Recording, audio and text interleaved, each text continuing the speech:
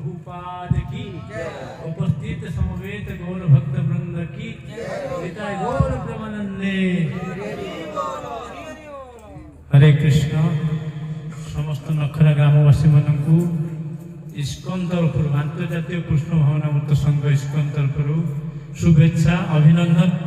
एत शीतर भी आपण आसिक बसुँच हरिकथा श्रवण करने से आपण मानक अनेक अनेक धन्यवाद।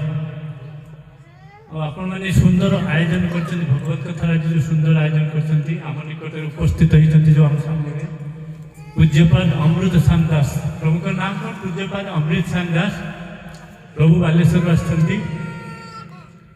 प्रभु समय विषय आम कथा कीर्तन शुणा पूर्व टे प्रभु विषय श्रवण करवा। प्रभु आम गण जो उपस्थित होती भगवत कथा करने प्रभु होती इस्कन जड़े वरिष्ठ सदस्य प्रचारक गोटे वरिष्ठ प्रचारक। आ प्रभु वर्तमान आम जो सारा विश्व इस्कन हेडक्वार्टर जो मायापुर अच्छी से मायापुर जो इंस्टीट्यूट अच्छे मायापुर इंस्टीट्यूट शिक्षक अच्छा प्रभु समस्त शिक्षादान कर सहित सहित प्रभु जड़े मोटिवेशनल स्पीकर सब बहुत कॉलेज माने बहुत शिक्षानुष्ठान मान प्रचार करती हरिकथा प्रचार करती गुण कीर्तन करती भगवान एत व्यतीत प्रभु होती जड़े गृहस्थ भक्त प्रभु होती सर्विस कर चांदीपुर समस्त जानते बालेश्वर चांदीपुर जो आम डिफेन्स अच्छी डिफेन्स प्रभु सर्विस करती आगुरी बम्बे रोते प्रभु ये भगवत कथा प्रचार करने निज जीवन को उत्सर्ग करके सेठू ट्रांसफर करके आसते प्रभु बालेश्वर को आ विशेषकर पूरा सारा सबुआड़े प्रचार कर सारा ओडिशा रे प्रचार कर छड़ा विशेषकर मयूरभंज जिला प्रति प्रचार दायित्व प्रभु अच्छा मयूरभंज जिला को प्रचार कर मुखर आज हरिकथा बहुत व्यस्तता सत्वे प्रभु आमको समय देते प्रभु पाखे समय नहीं बहुत समय जो जाने आप ग्राम में भक्त मैंने उत्साही अच्छा भगवत कथा श्रवण करने प्रभु समय बाहर करके आभुकर विशेष गुण कीर्तन करने आम पाख तो अनेक बहुत समय लगे तेणु आम बर्तमान प्रभु को मुख कथा श्रवण करवा वो प्रभुकर गोटे प्रभु बहुत डिसिप्लिन श्रृंखला सहित आम समस्त श्रवण करवा मन दे आ प्रभु को कृतज्ञता ज्ञापन करने 3 थर महामंत्र देके हम प्रभु को स्वागत करवा। हरे कृष्णा कृष्णा कृष्णा हरे हरे हरे राम राम राम हरे हरे हरे कृष्णा कृष्णा कृष्णा हरे हरे हरे राम राम राम हरे हरे हरे कृष्णा कृष्णा कृष्णा हरे हरे हरे राम राम हरे हरे। पूज्यपाद अमित शान प्रभु की हरे कृष्ण।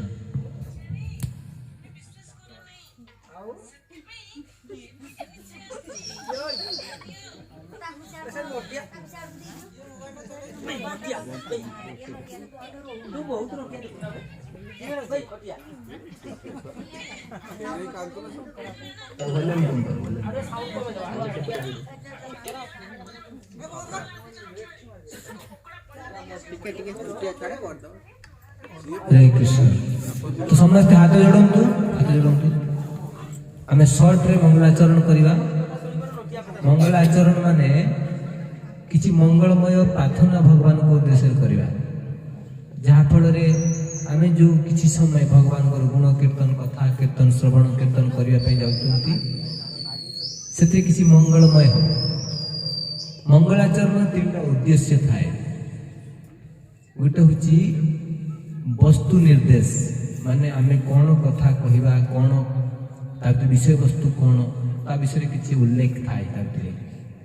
आउ थाए कौन नमस्कार व प्रणाम भगवान को आम प्रणाम करूँ कृपा भिक्षा करूँ आशीर्वाद भिक्षा करूँ।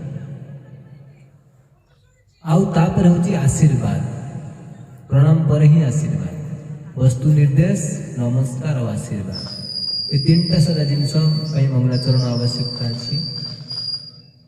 तेणु मो परिवार समस्त कहतु ओम अज्ञानतिमिरान्धस्य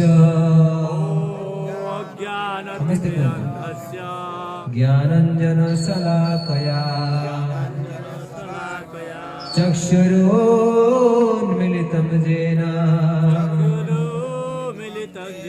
तस्मै श्री गुरवे नमः। तस्मै श्री गुरवे नमः। श्री चैतन्य मनोभीष्टं स्थापितं येन भूतले स्वयं रूप कदा मह्यं ददाति स्वपदान्तिकम्। नमो विष्णुपादाय कृष्ण पृष्ठाय भूतले श्रीमते भक्तिवेदान्त स्वामी निति नामिने। नमस्ते सारस्वती देवे गौरवाणी प्रचारिणे निर्विशेष शून्यवादी पाश्चात्य देशतारिणे। समस्त बोधे कहूना मंगल हम आप कहले आपण हे कृष्ण करुणा सिंधु दीनबंधो जगतपते गोपेश गोपिका कांत राधा कांत नमस्तुते। तप्त कांचन गौरांगे राधे वृंदावनेश्वरी वृषभानुसुते देवी प्रणमामि हरिप्रिये। नमो महावदन्याय कृष्ण प्रेम प्रदायते कृष्णाय कृष्ण चैतन्य नाम्ने गौरतिसे नमः। ओम नीलाचल निवासाय नित्याय परमात्मने बलभद्र सुभद्राभ्यां श्री जगन्नाथाय ते नमः। वंशा कल्पतरुभ्यश्च कृपा सिन्धुभ्येव च पतितानां पावनेभ्यो वैष्णवेभ्यो नमो नमः। ओम वृंदाय तुलसी देव्याय प्रियाय केशवस्य च विष्णु भक्ति प्रदेवी सत्यगते नमो नमः। जय श्री कृष्ण चैतन्य प्रभु नित्यानंद श्री अद्वैत गदाधर श्रीवासादि गौर भक्त वृंद। हरे कृष्णा जोरे कृष्णा कृष्णा हरे हरे हरे राम राम राम हरे हरे। ओम नमो भगवते वासुदेवाय।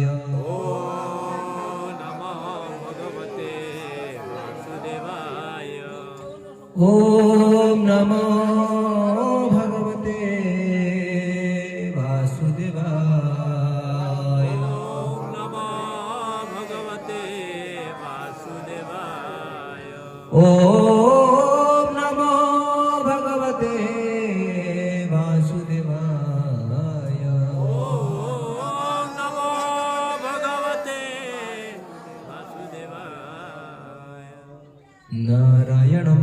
संस्कृत्यं नरं चैव नरोत्तमं देवीं सरस्वतीं व्यास ततो जयमुदीरयेत् नष्टप्रायेषु अभद्रेषु नित्यं भगवत सेवया भगवती उत्तमश्लोके भक्तिर्भवति नैष्टिके कृष्णाय वासुदेवाय देवकी नंदनाय च नन्दगोपकुमाराय गोविन्दाय नमो नमः नमः पंकजनाभाय नमः पंकजमालिने नमः पंकजनेत्राय नमस्ते पंकजाङ्घ्रे मुखं करोति वाचालं पङ्गुं लङ्घयतिं गिरिं यत्कृपातमहं वन्दे श्रीगुरुदिनतारिणं परमानन्दमाधव श्रीचैतन्यईश्वरं तमादिदेवां करुणानिधानं तमालवर्णं सुहितावतारम् अपार संसार समुद्र सेतु भजामहे भागवत स्वरूपं भजामहे भागवत स्वरूपं भजामहे भागवत स्वरूपं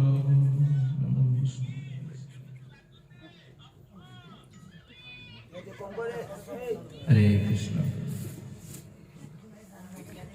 अंतरराष्ट्रीय कृष्ण भावनामृत संघ इस्कन पक्षर समस्त मुखरावासी ग्रामवासी भक्त मान बहुत बहुत अभिनंदन स्वागत। सर्वप्रथमे आमर संघर संस्थापक आचार्य कृष्णा कृपा स्मृति श्री श्रीमद अभय चरणानंद भक्ति वेदांत स्वामी श्री प्रभुपादंकर असीम अनुकंपा कृपा आशीर्वाद भिक्षा करी मोर गुरुदेव एवं समस्त आचार्य मानकर आपण समस्त वैष्णव मानकर भक्त मानकर आशीर्वाद भिक्षा करी किसी समय आमे भगवानकर बीर्जवती हरि कथा श्रीमद भागवतम उपरे किसी समय चर्चा करिवा। तो आमे साधारणतः स्कूल कॉलेज बा कौन सी क्लब सब जगह विभिन्न प्रकार सेमिनार प्रकार आयोजन हुए।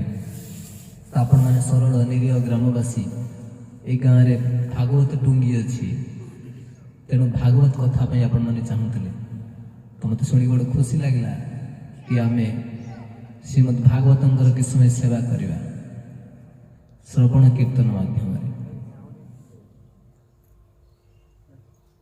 भागवत कौन विषय वस्तु जानिबा पूर्व भागवत किए आम जाना पड़ो।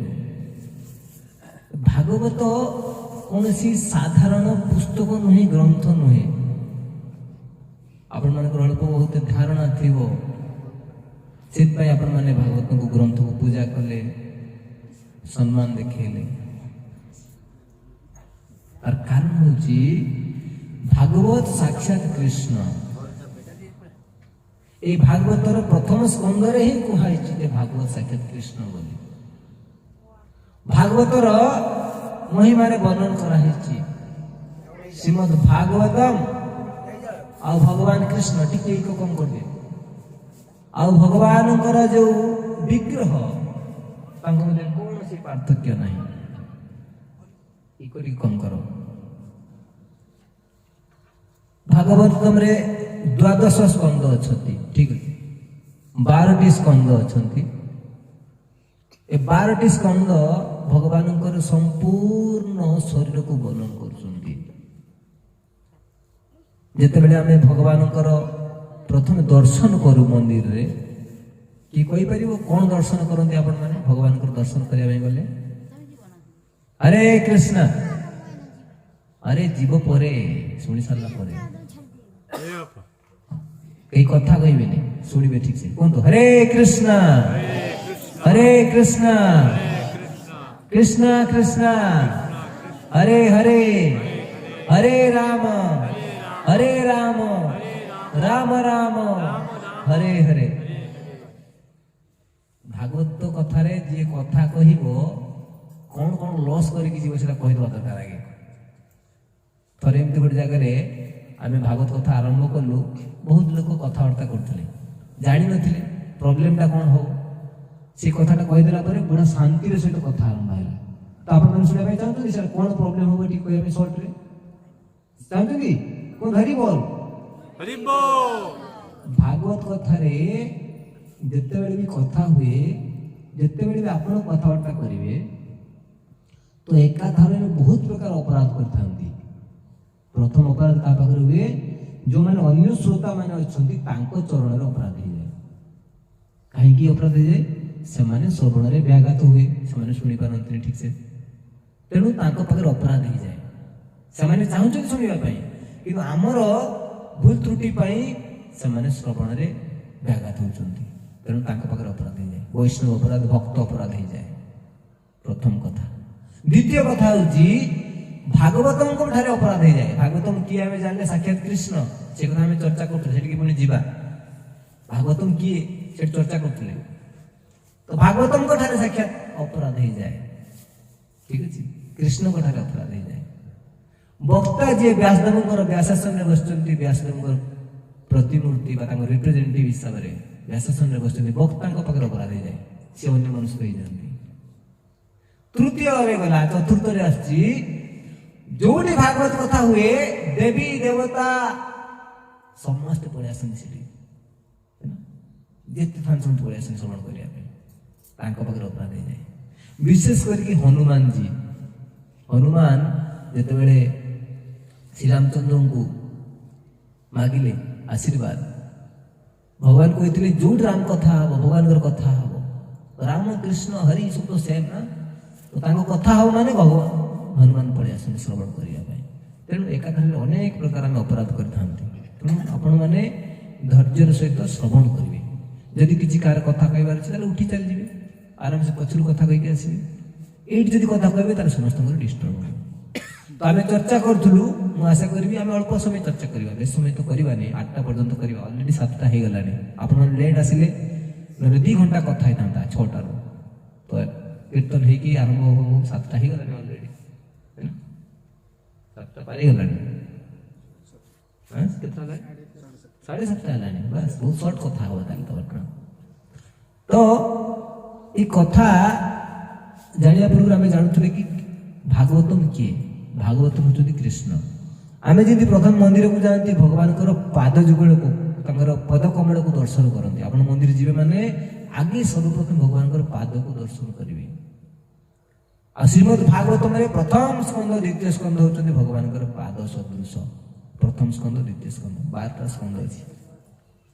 କିଏ ଭକ୍ତ କ'ଣ କରନ୍ତି, ଡାଇରେକ୍ଟ ଦଶମ ସ୍କନ୍ଧ ମାନେ ଭଗବାନ କୃଷ୍ଣ ଲୀଳା ଅଛି ତ ଡାଇରେକ୍ଟ ଦଶମ ସ୍କନ୍ଧ ଖୋଲିକି ପଢିବା ଷ୍ଟାର୍ଟ କରନ୍ତି ନା, ପ୍ରଥମ ସ୍କନ୍ଧରୁ ଆରମ୍ଭ କରିବା ପାଇଁ ପଡିବ। ଧୀରେ ଧୀରେ ଯେମିତି ଭଗବାନଙ୍କର ଦର୍ଶନ ଆମେ ନିଅନ୍ତି, ପାଦ ପାଖରୁ ଧୀରେ ଧୀରେ ଉପରକୁ ଯାଆନ୍ତି, ଭଗବାନଙ୍କର ଶ୍ରୀକାର କରନ୍ତି, ପୂଜା କରନ୍ତି, ସବୁ କିଛି ପାଦରୁ ଷ୍ଟାର୍ଟ ହୁଏ, ହେଲା।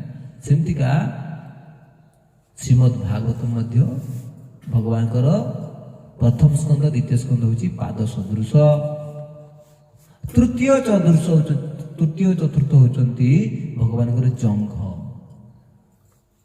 ସଦୃଶ, ତୃତୀୟ ଚତୁର୍ଥ। ଆଉ ପଞ୍ଚମ ହେଉଛି ପଞ୍ଚମ ସ୍କନ୍ଧ ଭଗବାନଙ୍କର ନାଭି କମଳ, ନାଭି। ଷଷ୍ଠ ସ୍କନ୍ଧ ହେଉଛି ଭଗବାନଙ୍କର ବକ୍ଷ ଦେଶ, ଛାତି, ଠିକ ଅଛି। ସପ୍ତମ ଆଉ ଅଷ୍ଟମ ସ୍କନ୍ଧ ହେଉଛି ଭଗବାନଙ୍କର ଭୁଜା, 2 ବାହୁ। ନବମ ସ୍କନ୍ଧ ହେଉଛି ଭଗବାନଙ୍କର କଣ୍ଠ, ନବମ ସ୍କନ୍ଧ। ଆଉ ଦଶମ ସ୍କନ୍ଧ ହେଉଛି ଭଗବାନଙ୍କର ମୁଖମଣ୍ଡଳ, ସୁନ୍ଦର ମୁଖମଣ୍ଡଳ, ଦଶମ ସ୍କନ୍ଧ। ଏକାଦଶ ସ୍କନ୍ଧ ହେଉଛି ଭଗବାନଙ୍କର କପାଳ, ଆଉ ଦ୍ୱାଦଶ ସ୍କନ୍ଧ ହେଉଛି ଭଗବାନଙ୍କର ମସ୍ତିଷ୍କ। ଏମିତି ଭାବରେ 12ଟା ସ୍କନ୍ଧ ଭଗବାନଙ୍କର ସମ୍ପୂର୍ଣ୍ଣ ଅଙ୍ଗ।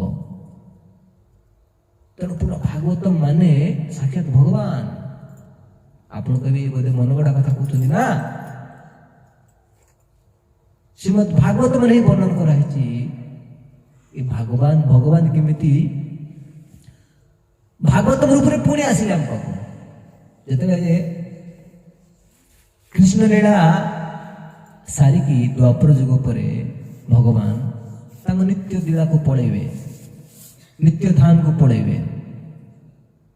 ଯେତେବେଳେ ଭଗବାନ ପଳାଉଛନ୍ତି, ଭଗବାନଙ୍କ ସାଥିରେ ଧର୍ମ ଜ୍ଞାନ ଇତ୍ୟାଦି ସବୁ କିଛି ଭଲ ଭଲ ଗୁଣ ଜଳ ସଂସାରରେ ମଙ୍ଗଳମୟ ଜିନିଷ ସମେତ ଭଗବାନଙ୍କ ପଛ ପଛରେ ପଳାନ୍ତି, ଭଗବାନଙ୍କୁ ଫଲୋ କରନ୍ତି। ଭଗବାନ ନେଇକି ଯାଆନ୍ତିନି, କିନ୍ତୁ ଭଗବାନ ଗଲେ ତାଙ୍କୁ ପଛରେ ପଛରେ ଅଟୋମେଟିକ୍ ପଳାନ୍ତି। ଯେମିତି ଆମେ ଆସିଛୁ କୋଉଠୁ, ବାଲେଶ୍ୱରରୁ କଥା କୀର୍ତ୍ତନ କରିବା ପାଇଁ, ହେଲା, ଆମ ସାଥିରେ କିଛି ଭକ୍ତ ଆସିଥାନ୍ତି, ଆମେ ପଳେଇବୁ ମାନେ ସେମାନେ ଆମ ପଛ ପଛେ ଯିବେ ନା ନାଇଁ? ସମସ୍ତେ ଯିବେ ନା। ସେମିତି ଭଗବାନ ଯେତେବେଳେ ଯାଆନ୍ତି ତ ତାଙ୍କ ପଛ ପଛେ ସମସ୍ତେ ପଳାନ୍ତି, ସାଧାରଣ କଥା ଏଟା।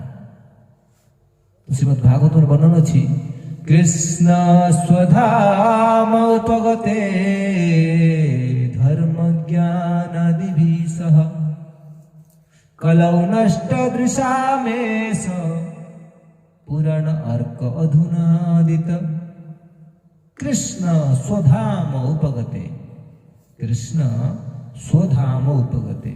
ସ୍ୱଧାମ ମାନେ ନିଜ ଧାମ। এইটা কোন ধাম? তাহলে ভগবান যোগ আসছিলে এই বৃন্দাবন। কোন বৃন্দাবন? ভৌম বৃন্দাবন।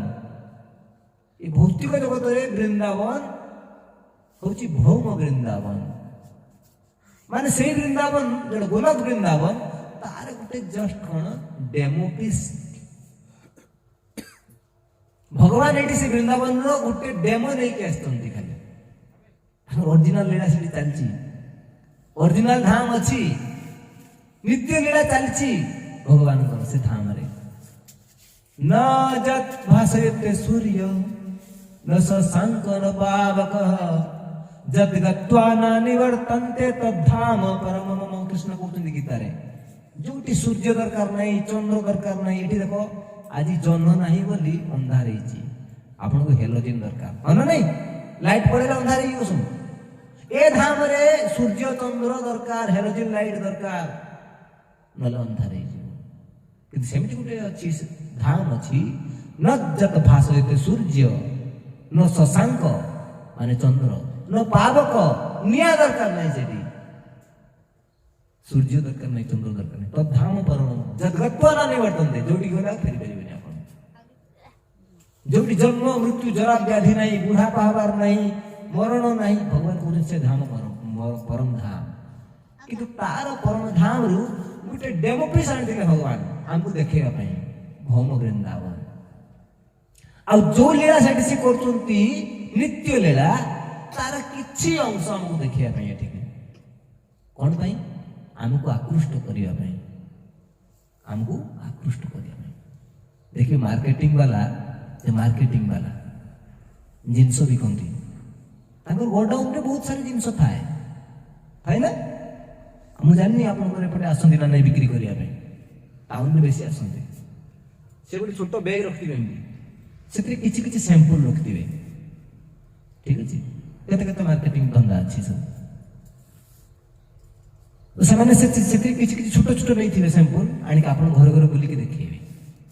କଣ ପାଇଁ? ଆପଣ ସେଇ ପ୍ରଡକ୍ଟ ପ୍ରତି ଆକୃଷ୍ଟ ହେଲା ପରେ ଅରିଜିନାଲ ପ୍ରଡକ୍ଟ ସେ ଗୋଡାଉନରୁ କିଣିବେ ବା ମଗେଇବେ। ସେ ଗୋଡାଉନ ପ୍ରତି ଆକୃଷ୍ଟ ହେବା ପାଇଁ ସେ ଛୋଟ ଛୋଟ ବ୍ୟାଗ ଧରିକି ବୁଲନ୍ତି। ତ ଭଗବାନ ମଧ୍ୟ ତାଙ୍କର ସେଇ ନିଜ ଧାମ ସ୍ୱଧାମ ଗୋଲ ବୃନ୍ଦାବନ ପ୍ରତି ଆମକୁ ଆକୃଷ୍ଟ କରିବା ପାଇଁ ଏ ଧାମକୁ ଆସିଥିଲେ। କିନ୍ତୁ କିଛି ପର୍ଟିକୁଲାର ଟାଇମ ପାଇଁ ଆସିଥିଲେ, ଲୀଳା କରିକି ପୁଣି ପଳେଇଲେ। ଆଉ ଯେତେବେଳେ ଗଲେ କୃଷ୍ଣ ସ୍ୱଧାମ ଉପଗତେ, ତାଙ୍କ ପଛେ ପଛେ ଧର୍ମ ଜ୍ଞାନ ଆଦିଭି ସହ, ତାଙ୍କ ପଛେ ପଛେ ଧର୍ମ ଆଉ ଜ୍ଞାନ ଦୌଡ଼ିଲେ କୃଷ୍ଣଙ୍କ ପଛେ ପଛେ। ତାହେଲେ କଣ ହବ? କଲୌ ନଷ୍ଟ ଦୃଶାମେଶ, କଳିଯୁଗ ଆସୁଛି। କଳିଯୁଗ ଲୋକଙ୍କର କଣ ଦୃଷ୍ଟି କଣ ହବ? ଅନ୍ଧକାରରେ ଛାଇଯିବ। କଳିଯୁଗରେ ଲୋକମାନଙ୍କ ବିଷୟରେ କୁହାଯାଇଛି, କଳିଯୁଗରେ କଣ ହବ? ଶାସ୍ତ୍ରଟି କୁହାଯାଇଛି, ଏଇ ଭାଗବତରେ କୁହାଯାଇଛି, ପ୍ରାୟଣ ଅଳ୍ପ ଆୟୁଷ ସଭ୍ୟ କଲୌ ଅସ୍ମିନ୍ ଯୁଗେ ଜନା ମନ୍ଦାସୁ ମନ୍ଦ ମତୟୋର୍ ମନ୍ଦ ଭାଗ୍ୟ ହି ଉପଦ୍ରିତା। କଳିଯୁଗ ଲୋକମାନଙ୍କର ମୁଖ୍ୟତଃ ମେନ୍ ସମସ୍ୟା ମାନ କୁହାଯାଇଛି। ଅଜ୍ଞାନ ଅନ୍ଧକାର ତ ଅନ୍ଧ ହେଇଯିବେ, ଜ୍ଞାନୀ ରହିବେନି କି? ପାଠ ପଢିକି ବି ପ୍ରକୃତ ଜ୍ଞାନ ହବନି। କାରଣ କଣ? ପ୍ରାୟଣ ଅଳ୍ପ ଆୟୁଷ ସଭ୍ୟ ଅଳ୍ପ ଆୟୁଷ କମିଯିବ। ଆପଣମାନେ ଚିନ୍ତା କରିବେ ଗାଁ ଗହଳିରେ ଲୋକ ଆଗରୁ 100 ବର୍ଷ ବଞ୍ଚୁଥିଲେ, 80 ବର୍ଷ ବଞ୍ଚୁଥିଲେ। ଏବେ 60 ବର୍ଷ 50 ବର୍ଷ ବଞ୍ଚିକି ଯିଏ ମରିଗଲା ତ ହଁ ବୁଢା ହେଇଯାଇଥିଲା। ଆମେ ଗ୍ରହଣ କରୁନଉଛୁ ଯେ ବୁଢା ହେଇଯାଇଥିଲା ସେ। ପ୍ରାୟଣ ଅଳ୍ପ ଆୟୁଷ ସଭ୍ୟ କଲୌ ଅସ୍ମିନ୍ ଯୁଗେ ଜନା, ଏ କଳି ଯୁଗରେ ମନ୍ଦ ସୁମନ୍ଦ ମତ ଏବ ମନ୍ଦ ଭାଗ୍ୟ ହି ଉପଦ୍ରତା। ମନ୍ଦ ଭାଗ୍ୟ, ମନ୍ଦ ବୁଦ୍ଧି, ଆଳସୀ ଉପଦ୍ରବ କରିବେ ସବୁ ଜାଗାରେ। ବଳ ବୁଦ୍ଧି ସ୍ମୃତି ସବୁ କିଛି କମିବ ଧୀରେ ଧୀରେ। ସବୁ ଯୁଗ ସତ୍ୟ ଯୁଗ ହିସାବରେ, ଦ୍ୱାପର ଯୁଗ ହିସାବରେ, ତ୍ରେତା ଯୁଗ ହିସାବରେ କମି କମିକି ଆସିଛି ସବୁ ଜିନିଷ। ବୟସଠୁ ଆରମ୍ଭ କରିକି ବଳ ବୁଦ୍ଧି ଉଚ୍ଚତା ସବୁ କିଛି କମି କମିକି ଆସିଛି। ଆମେ ବେଶୀ ଯୁଗ ଯିବାନି, ସତ୍ୟ ଯୁଗ ଯିବାନି, କଳି ଯୁଗ ଯିବାନି, ଦ୍ୱାପର ତ୍ରେତାକୁ ଯିବାନି। ଏଇ କଳି ଯୁଗ କଥା ବି ଚିନ୍ତା କରିବା। ଆଜିକୁ 100-200 ବର୍ଷ ପୂର୍ବରୁ ଲୋକମାନଙ୍କର ଯେମିତି ହାଇଟ୍ ଥିଲା, ତାଙ୍କର ଯେମିତି ଶାରୀରିକ ବଳ ଥିଲା, କ୍ଷମତା ଥିଲା, ସ୍ମୃତି ଶକ୍ତି ଥିଲା, ଏବେ ନାହିଁ। ମନେ ରଖିଦଉଥିଲେ, ଏବେ ମନେ ରଖୁନାହାନ୍ତି କିଛି। ପିଲାମାନଙ୍କୁ ପଣିକିଆ ବି ମୁଖସ୍ଥ ରଖିବା ପାଇଁ ପଡୁନି, ମୋବାଇଲରେ କାଲକୁଲେଟର ଅଛି, ମାରିଦେବେ ସେଟା। ଠିକ ଅଛି। ତ ଭଗବାନ ଚିନ୍ତା କଲେ କଳିଯୁଗର ସ୍ଥିତି ଏମିତି ହବ, ଅନ୍ଧକାର ଛାଇଯିବ ସବୁ ଜାଗାରେ। ବିନା ଭଗବାନଙ୍କର ଉପସ୍ଥିତିରେ କ'ଣ ହବ?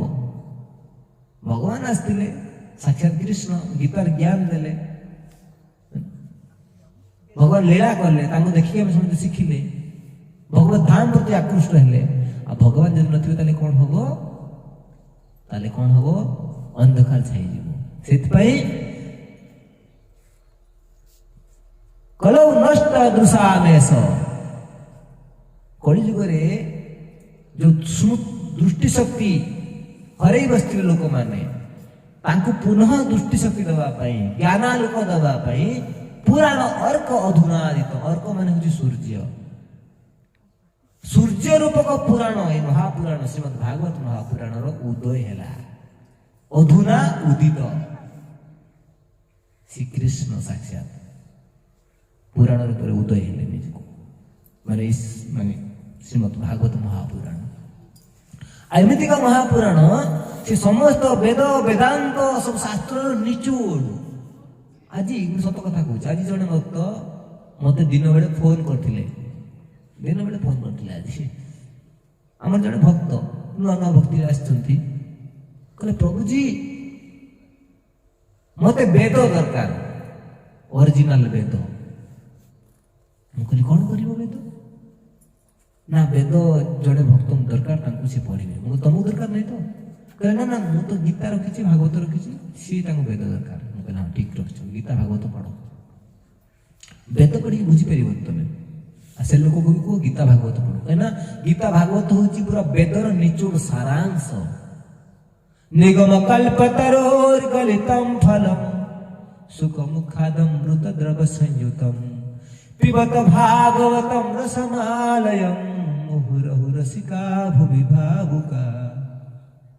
ନିଗମ କଳ୍ପ ତରୁର୍ ଗଲିତଂ ଫଲଂ, ସାରେ ବେଦ ବେଦାନ୍ତ ଯେତେ ଶାସ୍ତ୍ର ଅଛି ତାକୁ ଗୋଟେ କଳ୍ପ ବୃକ୍ଷ ସହିତ ତୁଳନା କରାଯାଉଛି। କଳ୍ପ ବୃକ୍ଷ ଆଉ ତାର ଗଲିତମ ଫଳ, ପକା ହୁଆ ଫଳ ହଉଛି ଶ୍ରୀମଦ୍ ଭାଗବତମ ରସମାଲୟ। ଫଳ ନୁହେଁ, ରସାମୃତ, ମାନେ ରସ ରୂପକ ଫଳ। ଆପଣଙ୍କୁ ଯଦି ଫଳର ରସ କରିବା ପାଇଁ ପଡିବ, କେତେ କଷ୍ଟ ନା। ଫଳକୁ ଆଣ, ତାକୁ ଛିଲକା ବାହାର କର, ସବୁ ଆମ୍ବର ଆପଣ ଜୁସ୍ ବାହାର କରିବେ, ଏତେ ଇଜି ନା କ'ଣ? ଆମ୍ବକୁ ଆଣିବେ, ତାକୁ ଧୋଇବେ, ତାର ଚୋପା ଛଡେଇବେ, ତାର ଯୋଉ ଟାକୁଆ ବାହାର କରିବେ, ତାପରେ ଅଲଗା ସେ ତାକୁ ଗ୍ରାଇଣ୍ଡିଙ୍ଗ କରିବେ ବା କେମିତି କ'ଣ କରିକି ତାର ରସ ବାହାର କରିବେ, ଛାଣିବେ, ସେଥିରେ ଅପରିଷ୍କାର ରହିଯାଇଥିବ, କେତେ ସଫା କରିସାରିଲା ପରେ ତାର ରସ ଆପଣ ପିଇପାରିବେ, ହେଲା। କିନ୍ତୁ ଇଏ ଗୋଟେ ଏମିତିକା ନିଗମ କଳ୍ପ ତରୁର୍ ଗଲିତଂ ଫଲଂ, ଏମିତିକା ଗୋଟେ ଫଳ ଶ୍ରୀମଦ୍ ଭାଗବତଂ, ଯୋଉଥିରେ ଟାଙ୍କୁଆ ନାହିଁ ବା ତାର ଚୋପା ନାହିଁ। ତେଣୁ ଆମକୁ କେବଳ ପିଇବାର ଅଛି ଶ୍ରୀମଦ୍ ଭାଗବତର ରସଟା। ଆଉ କିଏ ପିଇପାରିବ? ସେଠି କହୁଛନ୍ତି ପିବତ ଭାଗବତଂ ରସମାଲୟଂ। ରସମାଲୟଂ, ରସର ଖାଲି ଗୋଟେ ରସ, ଟିକେ ରସ ନୁହେଁ, ଗୋଟେ ଗ୍ଲାସ ନୁହେଁ, ରସମାଲୟଂ ମାନେ ରସର ପୁରା ଘର, ଗନ୍ତା ଘର।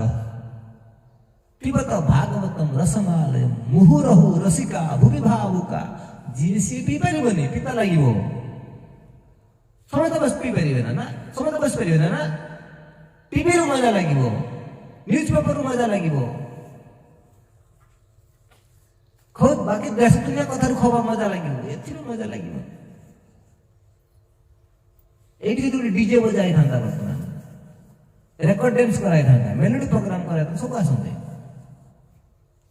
वर्षा हो ठंडा पवन हो शीत हो आसते सु रसमाला शुणा भागवत कथा शुणा मुहुरहु ऋषिका रसिका भूमि भावुका सेमती भक्त होता दरकार आपण मैंने से स्तर आपण मैंने जानी ना आपण भीतर अच्छी सुप्त अवस्था कृष्ण भक्ति अच्छी आपन टाणी जानी आपण मैंने महाभाग्यवान तो बहुत कथा श्रीमद भागवतम तो हूँ रसर गंता घर कौटू आरंभ करेंगे कौटू शेष करेंगे रसर अमृत सिंधु सागर पूरा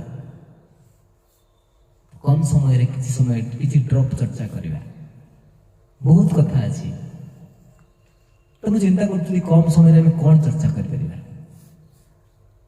मत प्रेरणा मिलला इच्छा है कि ये श्रीमद भागवतम केमती आसिला आसिले केमती आसी आम तो जानी कृष्ण साक्षात श्रीमद भागवतम बट भागवतम रचना करचंती शिल व्यासदेव व्यास मुनि रचना करचंती से मध्य भगवान कृष्णकर साहित्यिक अवतार व्यासदेव जे से रचना करें भगवान अवतार ऑथराइज पर्सन से श्रीमद भागवतम रचना करने पूर्व श्री व्यासदेव कौन कौन रचना करचंती चारि वेद रचना करचंती वास्तविक वेद एक सिंगल वेद थिला गोटे वेद तेने ब्रह्म हृदय आदि कवे मुहंति जत सूर्य तेने ब्रह्म हृदय आदि कवि होचनी ब्रह्मा जी भगवान कृष्ण को प्रेरणा पाई कि गोटे वेद ब्रह्म को पाकर थिला आ से ब्रह्मा को जेते बेले वेद शिक्षा कले व्यास कले मन डिवाइड कले से नाम है व्यासदेव तो चारि प्रकार वेद रचना कले माने डिवाइड कले एक वेद को चार कले चारटा वेद से सनातन धर्म रे से वेद को बुझीबा पई आहुरी सरलकृत करिया पई वेद को बुझी परिबे आपण ताको सरलकृत करिया पई उपनिषद रचना कले से वेद को बेस करके उपनिषद रचना कले श्री व्यासदेव केतना 108 उपनिषद रचना कले वेदांत सूत्र रचना कले है ना आउ तापरे आहुरी जब आम भाई साधारण लोक न बुझी पारे असुविधा हो कौटी पुराण रचना कले 18टा पुराण मुख्य पुराण जोटा 18टा पुराण अच्छी है ना से 18 पुराण रचना कले ये सब रचना कला परे भी से खुशी नथिले शांति रे नथिले कहीं शांति रे नथिले कहीं ये सब जहाँ थिला एतिरे धर्म अर्थ काम मोक्ष चारटा जिनस धर्म करवा संसार के लोक धर्म करछंती धर्म विभिन्न प्रकार धर्म मूलक काम करछंती कोन पे धर्म करछंती धर्म कले अर्थ मिलिबो सेकंड धर्म कले कोन मिलिबो अर्थ मिलिबो पैसा भगवान देवे भल रखिबे मोर देह पा ठीक रखिबे है ना देले मोर देह पा सुस्थ रखिबे मते पैसा मिलिबो मो गरीबी हटि जीवो देले कोन करबो काम मो कामना पूर्ति करबी खाइनी पीनी ऐश करबी आराम से रहबी आ लास्ट ऐसे कर साला पर मोक्ष प्राप्ति चाहिए से बेले ए चारटा जिनस रे पूरा उपस्थापित होईची पूरा वेद धर्म अर्थ काम मोक्ष कि एतिक रे तो शांति नहीं सेतपाई से रचना करके निजे शांति रखले आगु कैतव धर्म कहा जाए चलना धर्म कहा जाए सेतपाई शुद्ध भक्ति नुहे बुझले सेतपाई से शांति नथि तो दिने व्यासदेव बसिकी सरस्वती नदी कूल तपस्या कर दुखी अच्छे मुझे किसी रचना कला पर शांति मत कहीं लगुनि तो गुरु नारद मुनि आसिले व्यासदेव गुरु नारद मुनि आसिक कहले कि तुम जहाँ किसी रचना से सब केवल धर्म अर्थ काम मोक्ष से भगवान किसी हरि कथा नहीं भगवान को लीला किसी वर्णन नहीं समस्ते पढ़ी कृष्ण को प्रति आकृष्ट हेबेनी कृष्ण भक्ति करेनि तेणु तुम केमती शांति रही शांतिर सूत्र ଶ୍ରୀମଦ୍ ଭଗବତ ଗୀତାରେ ବି କୃଷ୍ଣ ଦେଇଛନ୍ତି। ଭୋକ୍ତାରମ୍ ଯଜ୍ଞ ତପସାମ୍ ସର୍ବଲୋକ ମହେଶ୍ୱରମ୍ ସୁହୃଦମ୍ ସର୍ବଭୂତାନାଂ ଜ୍ଞାତ୍ୱା ମାମ୍ ଶାନ୍ତିମିରିଚ୍ଛତି। ଲାଷ୍ଟରେ କୃଷ୍ଣ କହୁଛନ୍ତି ଜ୍ଞାତ୍ୱା ମାମ୍ ଶାନ୍ତିମିରିଚ୍ଛତି। ଭଗବତ ଗୀତା ପଞ୍ଚମ ଅଧ୍ୟାୟ ଶ୍ଲୋକ ସଂଖ୍ୟା 29। ଆପଣ ଥିଲେ ଗୀତା ଖୋଲିକି ପଢିବେ, ଘରେ ଯାଇ ଚେକ୍ କରିବେ। ଭଗବାନ କହୁଛନ୍ତି ଶାନ୍ତିର ସୂତ୍ର ହଉଛି ଜ୍ଞାତ୍ୱା ମାମ୍, ମତେ ଯିଏ ଜାଣେ। କୃଷ୍ଣ କହୁଛନ୍ତି କଣ ଜାଣେ? ଭୋକ୍ତାରମ୍ ଯଜ୍ଞ ତପସାମ୍, ଯେତେ ସବୁ ଯଜ୍ଞ କରୁଛ, ତପସ୍ୟା କରୁଛ, ପୂଜା କରୁଛ, ତାର ଭୋକ୍ତା ମୁଁ, ସବୁ କିଛି ମୁଁ, ତାର ମାଲିକ ମୁଁ, ସର୍ବଲୋକ ମହେଶ୍ୱର ମୁଁ। କୃଷ୍ଣ କହୁଛନ୍ତି। ଏ କଥା ଯେତେବେଳେ ଆମେ ଶୁଣିବା ଓହୋ କୃଷ୍ଣ ବଡ ଅହଙ୍କାରୀ ବୋଧେ, କୃଷ୍ଣ ବଡ ଗର୍ବୀ ବଡେ, ନା ଆମ ମଙ୍ଗଳ ପାଇଁ କହୁଛନ୍ତି କୃଷ୍ଣ, ଜାଣ ଏଇଟା। ଆଉ ତାପରେ କହୁଛନ୍ତି କଣ, ଖାଲି ସେତିକି ନୁହେଁ, ସୁହୃଦମ୍ ସର୍ବଭୂତାନାମ୍, ସମସ୍ତଙ୍କର ସୁହୃଦ ମାନେ ଅତି ପ୍ରିୟ ବନ୍ଧୁ, ଅତି ନିକଟତର ବନ୍ଧୁ ଯଦି କିଏ, ସେ ହଉଛି ମୁଁ। ଆଉ ଭଗବାନଙ୍କୁ ଛାଡ଼ିଦେଲେ କେହି ବନ୍ଧୁ ନାହାନ୍ତି। ଏଇଟା ଯିଏ ଜାଣେ ଜ୍ଞାତ୍ୱା ମାମ୍ ଶାନ୍ତିମିରିଚ୍ଛତି। ତ ଏସବୁ କଥା କେମିତି ଜାଣିବ? ଭଗବାନ ବିଷୟରେ କେମିତି ଜାଣିବ? ଭଗବାନ ଯେ ଆମର ପ୍ରିୟତମ ବନ୍ଧୁ, ସେଟା କେମିତି ଜାଣିବା? ଏଇ ଲୀଳା କଥା ଶ୍ରୀମଦ୍ ଭାଗବତରେ ଅଛି, ଗୀତାରେ ଅଛି। ତେଣୁ ଯେତେ ପର୍ଯ୍ୟନ୍ତ ଗୀତା ଭାଗବତ ରଚନା ହେଇନି, ଭାଗବତ ରଚନା ହେଇନି, ବ୍ୟାସ ମୁନି ସନ୍ତୁଷ୍ଟ ନାହାନ୍ତି। ନାରଦ ମୁନି କହିଲେ ତମେ ଇଏ ଶ୍ରୀମଦ୍ ଭାଗବତ ରଚନା କର। ଏଇଠି ତାପରେ ସେଇ ରଚନା କରିବାର ପ୍ରେରଣା ପାଇଲା ପରେ ଶ୍ରୀମଦ୍ ଭାଗବତ ରଚନା କରିକି ବହୁତ ସନ୍ତୁଷ୍ଟ ହେଲେ, ଅନ୍ୟମାନେ ମଧ୍ୟ ଶାନ୍ତିରେ ପଢିକି ଆମେ ଆଜି ପାଇବା। ତ ସେଇଥିରୁ ଆମେ କିଛି ଚର୍ଚ୍ଚା କରିବା। ତ ଏଇଠି ଗୋଟେ ଶ୍ରୀମଦ୍ ଭାଗବତର ଛୋଟ ଗୋଟେ ଲୀଳା ନବା, ଛୋଟିଆ ଲୀଳାରେ ବର୍ଣ୍ଣନ, ଅନେକ କଥା ବର୍ଣ୍ଣନ ହେଇଛି, ଛୋଟିଆ ଲୀଳା। ମହାଭାରତ ଯୁଦ୍ଧ ସରିଯାଇଛି, ଠିକ ଅଛି, ମହାଭାରତ ଯୁଦ୍ଧ ସରିଯାଇଛି। ଆଉ ମହାଭାରତ ଯୁଦ୍ଧ ପରେ କିଏ ଜିତିଲା ଯୁଦ୍ଧରେ? କିଏ ଜିତିଲା? କୌରବ ମାନେ ଜିତିଲେ। କିଏ ଜିତିଲା? କିଏ କିଏ କହୁଛନ୍ତି କୌରବ ମାନେ ଜିତିଲେ? ହାତ ଦେଖିଲେ। ପାଣ୍ଡବ ତ ସିଓର। ଆଚ୍ଛା ଠିକ ଅଛି, ପାଣ୍ଡବ ମାନେ। ମୁଁ ଖାଲି ଚେକ୍ କରୁଥିଲି, ଆପଣ ମାନେ ଯଦି ନ ଜାଣିଥିବେ ପୁଣି ସେଟା ପୁଣି ତା ବ୍ୟାକ୍ ଷ୍ଟୋରି କହିବା ପାଇଁ ପଡିବ। ଆଚ୍ଛା ଜାଣିଛନ୍ତି ଆପଣ ମାନେ, ତାହେଲେ କହିବା ପାଇଁ ଦରକାର ନାହିଁ। ପାଣ୍ଡବ ମାନେ ଜିତିଲେ, କୌରବ ହାରିଗଲେ, ହେଲା। ତ ସେଥିରେ ଦ୍ରୋଣଙ୍କର ପୁତ୍ର ଥିଲା ଅଶ୍ୱତ୍ଥାମା। ଅଶ୍ୱତ୍ଥାମା ଦ୍ରୋଣଙ୍କର ପୁତ୍ର। ତ ସିଏ ଦ୍ରୋଣ ତାଙ୍କର ପୁତ୍ର କୌରବ ପକ୍ଷରୁ ଯୁଦ୍ଧ କରୁଥିଲେ। ଦ୍ରୋଣ ତ ମରିଯାଇଥିଲେ, ଅଶ୍ୱତ୍ଥାମା ମରିଥିଲା, ବଞ୍ଚିଥିଲା। ଆଉ ପାଣ୍ଡବ ମାନଙ୍କର ଭାଇ ଯୋଉ ଭୀମ, ସିଏ ଏକୁଟିଆ କୌରବର ସବୁ ଗୋଟେ ଗୋଟେ ପୁଅ 100 ପୁତ୍ରକୁ ପିଟିକା ମାରିଥିଲେ ସମସ୍ତଙ୍କୁ। ଆଉ ଲାଷ୍ଟରେ ଯିଏ ଦୁର୍ଯ୍ୟୋଧନ, ତାର ଦରମରା ଅବସ୍ଥାରେ କରିକି ତାକୁ ଛାଡ଼ି ଦେଇଥିଲେ। ସେ ଯାଇକି ଗୋଟେ ପୋଖରୀ ଭିତରେ ଲୁଚିକି ରହିଥିଲେ। ଏମିତି ହେଇକି ଯୁଦ୍ଧଟା ସରିଥିଲା, ଠିକ ଅଛି। ଅଶ୍ୱତ୍ଥାମା, ଦ୍ରୋଣପୁତ୍ର ଅଶ୍ୱତ୍ଥାମା, ସିଏ ଦୁର୍ଯ୍ୟୋଧନକୁ ଖୁସି କରିବା ପାଇଁ କଣ କଲେ? ଗୋଟେ ବୁଦ୍ଧି ପାଞ୍ଚିଲେ। କହିଲେ ଦୁର୍ଯ୍ୟୋଧନକୁ ଖୁସି କରିବି, ମୋ ସ୍ୱାମୀ ସିଏ, ମୋର ପ୍ରଭୁ, ମୋ ମାଲିକ, ତାଙ୍କୁ କେମିତି ଖୁସି କରିବି? ପାଣ୍ଡବ ମାନଙ୍କୁ ମାରିବି। ପାଣ୍ଡବ ମାନଙ୍କୁ ସେ ମାରିବା ପାଇଁ ଚାହୁଁଥିଲେ ଦୁର୍ଯ୍ୟୋଧନ।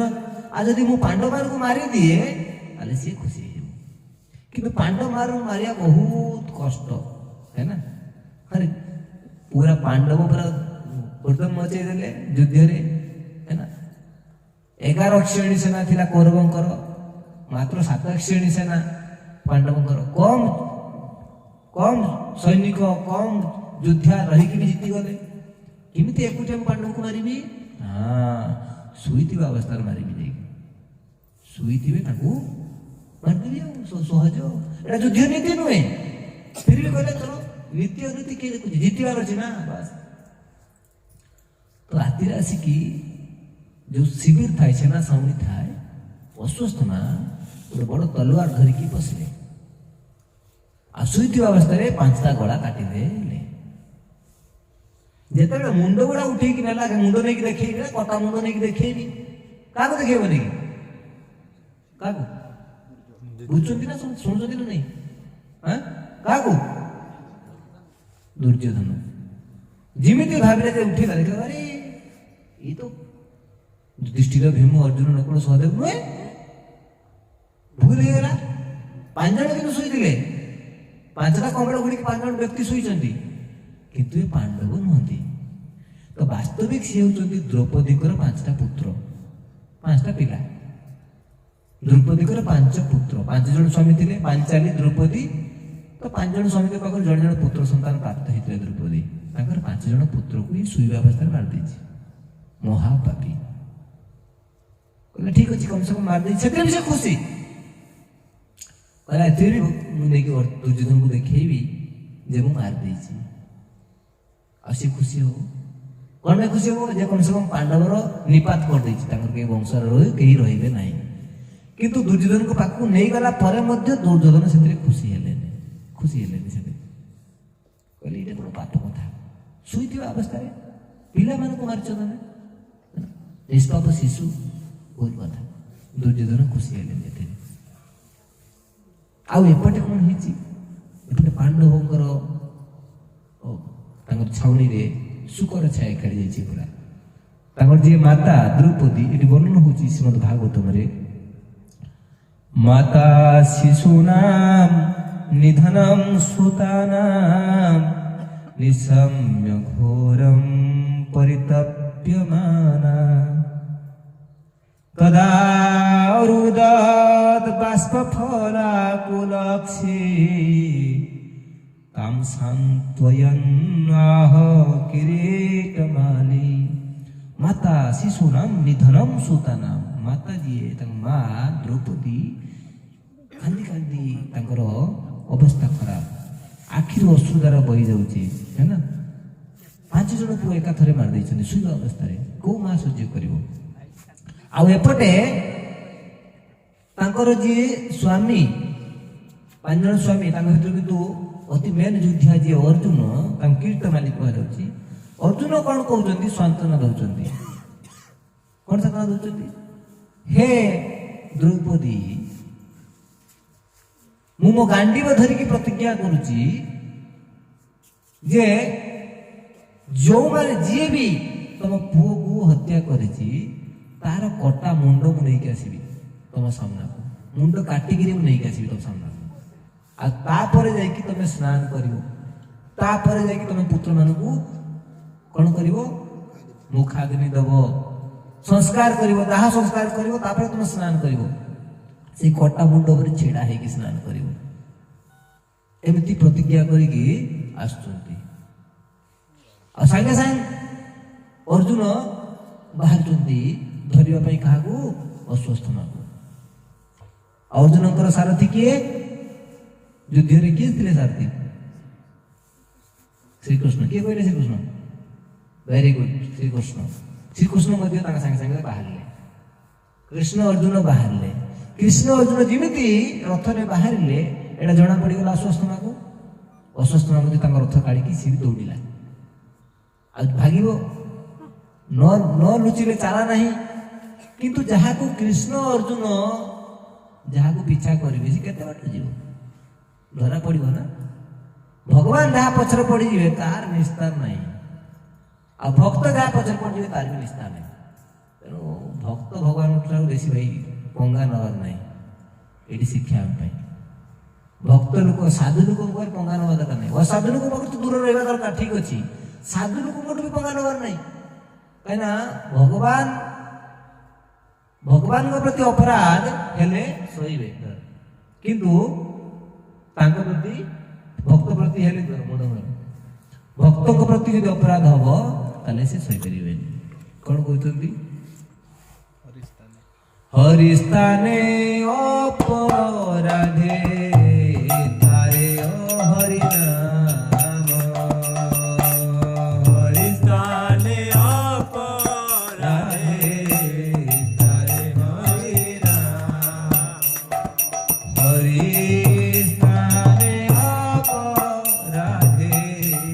तारे हरिनाम।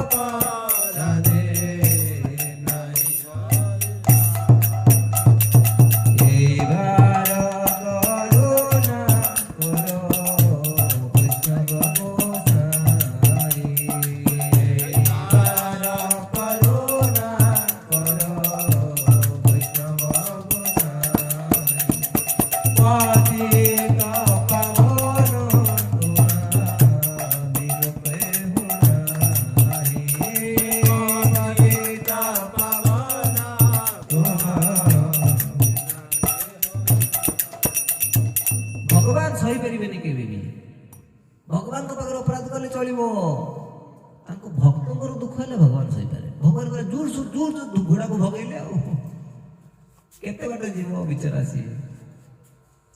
ଯେତେବେଳେ ପାଖି ହେଇକି ଆସିଲେ ନା, ପାଖିକି ଆସିଲା ଘୋଡ଼ା କହିଲା ଘୋଡ଼ାରେ ହବନି, ଘୋଡ଼ାରୁ ଡେଇଁ ପଡ଼ିକି ଦୌଡ଼ିଲା ଅସୁସ୍ଥ।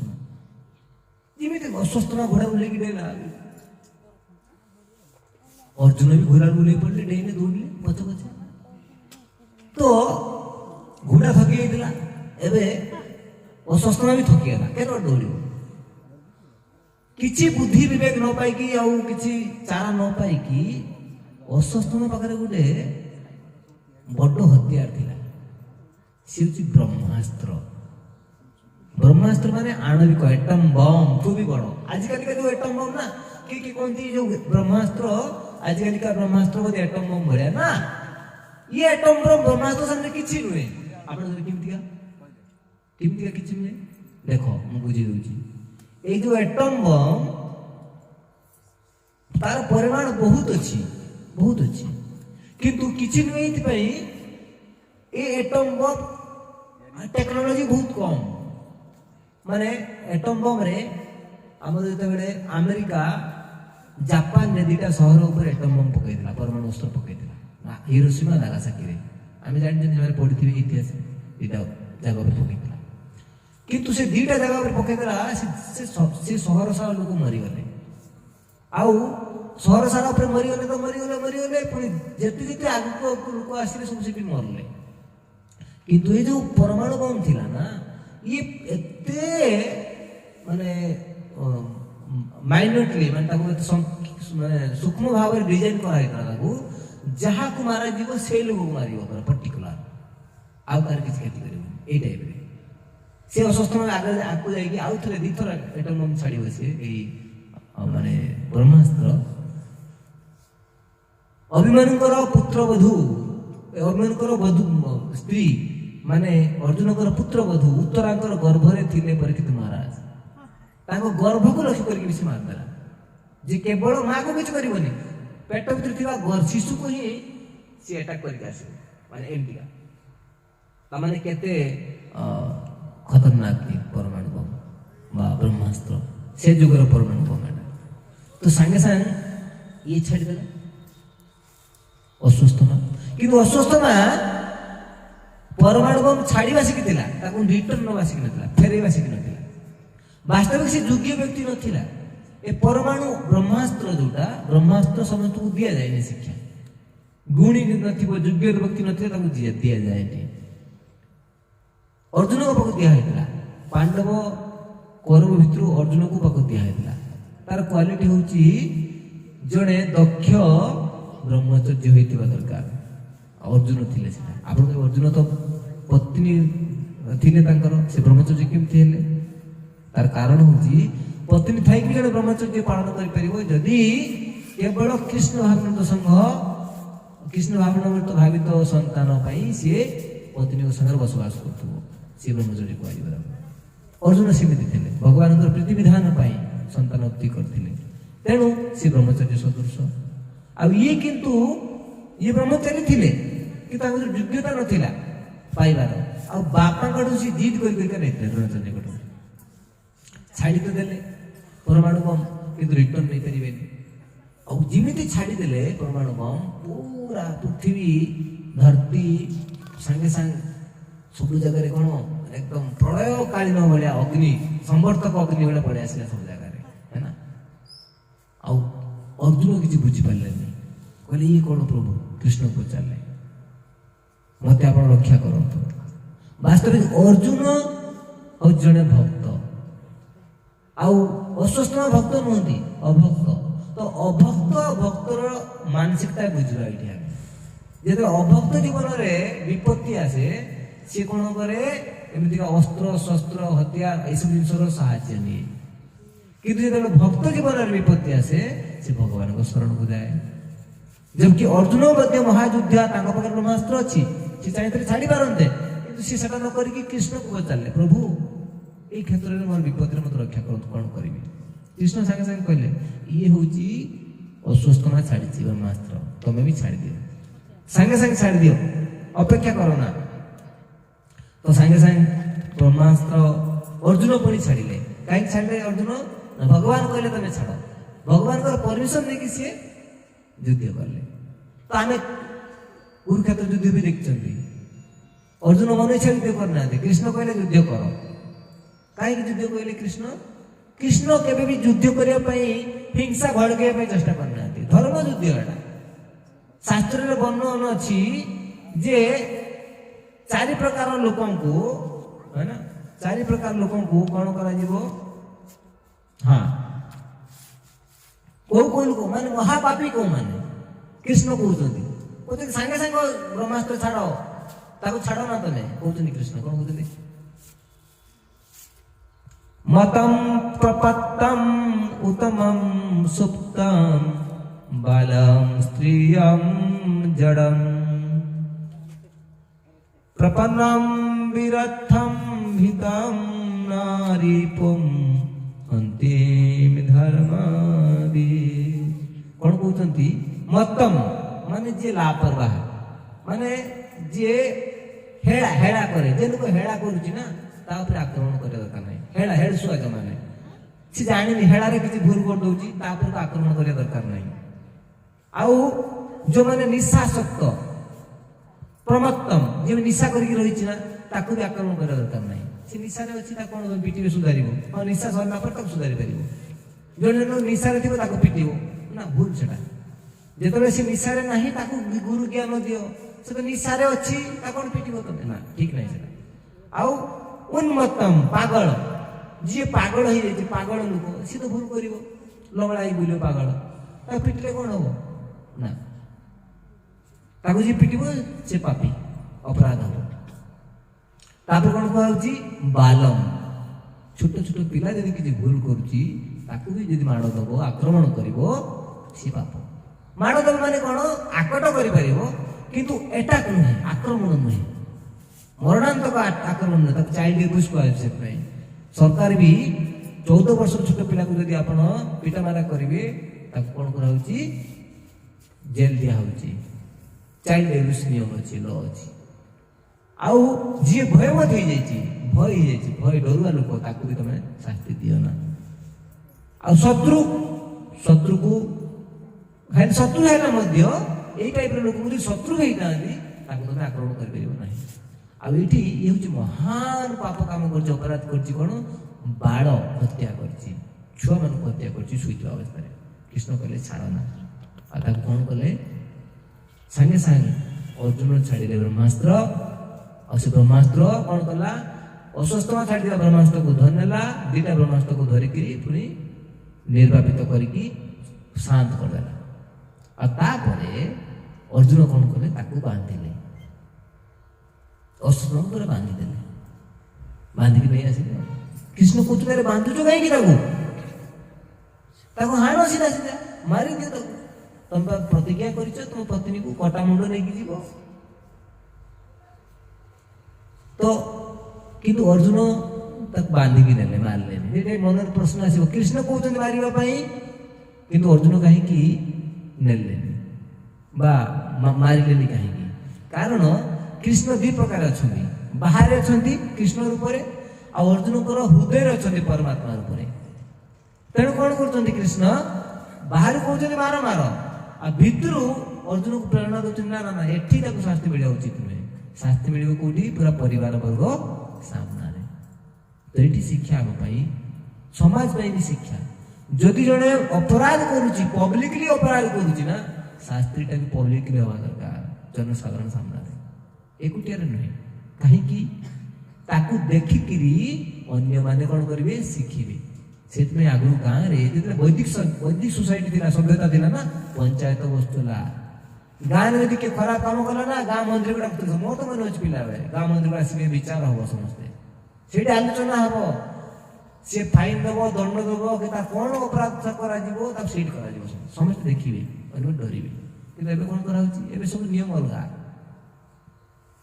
कौन कराउची कौन नहीं जेल रे कौन कराउची जेल रे टीवी दिया होची खाइबा में भल दिया होची कौन कराउची भगवान जानते तो ये अर्जुन से हाणी नहीं के आसले आ जीवित नहीं के आसले बांधिक नहीं के आसले आणिला परे किंतु ଦେଖିକିରି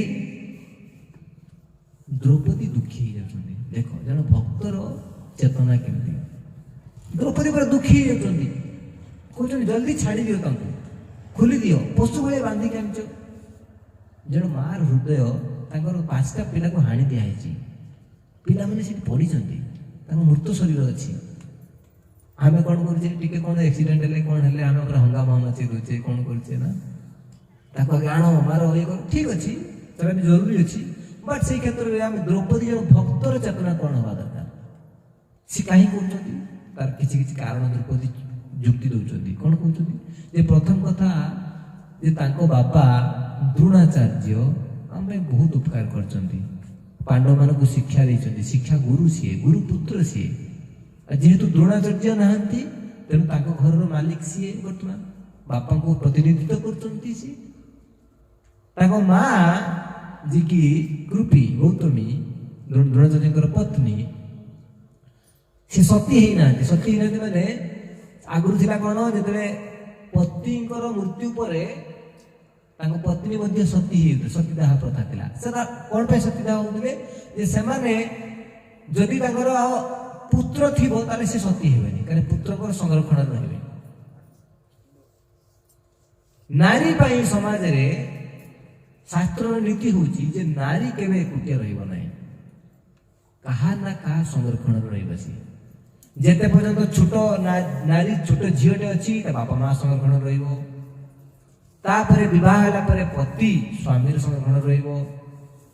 ବିବାହରେ ପରେ ତାଙ୍କର ଯଦି ତାଙ୍କ ସ୍ୱାମୀ ମରିଯାଉଛନ୍ତି ଆଉ ଯଦି ତାଙ୍କର ପୁତ୍ର ସନ୍ତାନ କିଛି ନାହିଁ ତାହେଲେ ସେ ସତୀ ହେବେ, ସତୀ ହେଇଯିବେ, ନହେଲେ ଅସତୀ ହେବେ। 2 ପ୍ରକାର ଅସତୀ ହେବେ, ଆଉ ଥରେ ବାହା ହେବେ, ଆଉ କ'ଣ କରିବେ, ସେ ଅସତୀ, ସତୀ ହେବେନି, ସେ ସିଷ୍ଟମ ଥିଲା। ଆଉ ଯଦି ତାଙ୍କର ପୁତ୍ର ଥିବେ ତାହେଲେ ସେ ଆଉ ସତୀ ହେବେନି, ମାନେ ସତୀ ଦାହ ହବନି, ତା ପୁତ୍ରଙ୍କର ସଂରକ୍ଷଣ ରହିବେ। ତ କୃପି ସେଇ ସିଚୁଏସନରେ ଯେହେତୁ ତାଙ୍କର ପୁତ୍ର ଥିଲେ, ତାଙ୍କର ପୁତ୍ର ଥିଲା, ବଡ଼ ପୁଅ ଥିଲେ ଅଶ୍ୱତ୍ଥମା, ଅଶ୍ୱତ୍ଥମାଙ୍କର ଶରଣରେ ଅଛନ୍ତି, ମା ପୁଅ ଅଛନ୍ତି। ତେଣୁ ଦ୍ରୌପଦୀ କହୁଛନ୍ତି ଯେହେତୁ ତା ମାଙ୍କର ସେ ଦାୟିତ୍ୱରେ ଅଛନ୍ତି, ତାକୁ ଯଦି ତମେ ମାରିଦବ ତାହେଲେ ତାଙ୍କ ସ୍ଥିତି କ'ଣ ହବ। ମାର ଆଜି ମୋ ସ୍ଥିତି ଜାଣିଛି, ମୋ ପୁଅ ମାନେ ନାହାନ୍ତି, ମୋର କେତେ ଦୁଃଖ, ଆଉ ମୋର ଯେମିତି ଦୁଃଖ ସେ ମାର ସେମିତି ଦୁଃଖ ନ ହଉ। ଏମିତି ସାଙ୍ଗେ ସାଙ୍ଗେ ଦ୍ରୌପଦୀ କ'ଣ କରୁଛନ୍ତି, ମନା କରୁଛନ୍ତି ଯେ ତାଙ୍କୁ ଛାଡ଼ି ଦିଅ।